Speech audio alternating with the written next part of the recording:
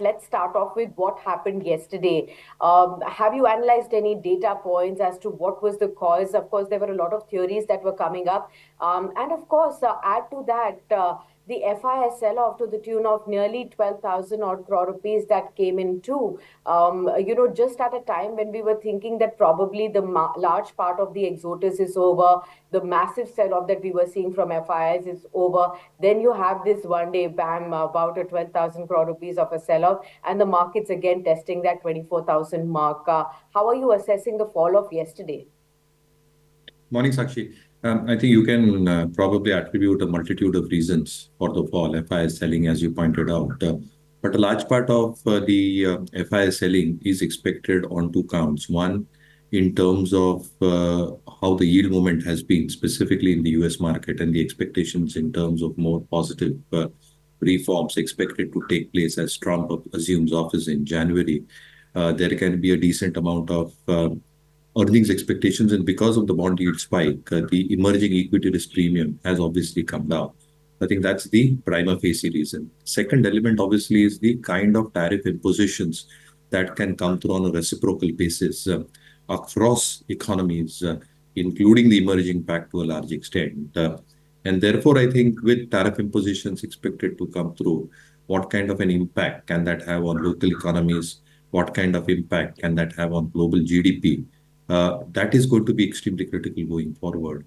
And let's not forget, I think if inflation stays a little bit tricky because of all these reasons whatsoever, globally as well as locally, as we've seen the print probably come a tad bit higher, the rate cut cycle probably gets elongated or delayed to that extent. And therefore, I think the street, which was very, very optimistic of a decent amount of rate cuts expected to come through, I think those hopes probably get delayed by a few months as well. So I think those are the primary reasons in terms of what's probably happening. Outside that, I think what happens on the geopolitical front, and specifically in the Indian context, actually earnings have been soft. They're expected to remain a little bit soft as well as we head into Q3, barring a few sectors. But overall, I think earnings is something that will determine the market trend. Seems to be soft at this juncture, and therefore a consolidation, a time and a price-wise correction for the markets is not ruled out. A time wise and a price wise correction is not ruled out right there. So 24,000 reached. What is your sense? Mayuresh, we're entering this last part of 2024. The series has begun. How is this series going to pan out really? I mean, are we going to see deeper correction from 24,000? Because we were just expecting that at least in the interim there should be some bounce and then probably some more consolidation will play out. How would you look at the Nifty right there? So actually, I think everybody's waiting for a Santa Claus rally, right? That's what I've been hearing from yesterday. That there should be a Santa Claus rally. We're entering December, and that's what has happened in the past as well. But two things again. I think Trump is assuming office in Jan, so there is nothing which is going to come out hard, specifically in the month of December.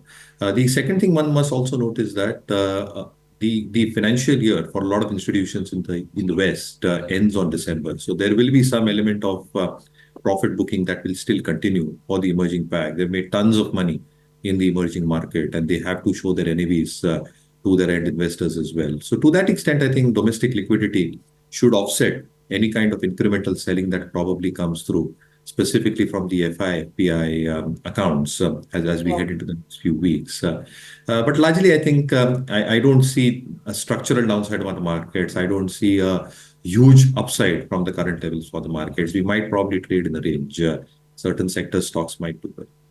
Okay. And on the FII front, what is the kind of sense that you get this sharp sell-off that we saw yesterday after those 3 days of minuscule buying that we did see? Of course, this is the Thanksgiving holiday week, and of course, we expect that the FII volumes will be thin. Are they going to go away on a holiday? Are they going to come back with more sell-off coming in December? What's the sense you're getting there? So I can speak for myself as well because I think we deal not just with sovereign and family offices across the globe, but our own Hmm. offices in the US will shut on 20th. So Hmm. I think 20th December is when I think a lot of FI activity will probably go up. But a lot of FIs Okay. have probably opened a lot of satellite offices in Hong Kong, Singapore, Mauritius, Dubai. And therefore, I think the activity might be a little bit thin post 20th.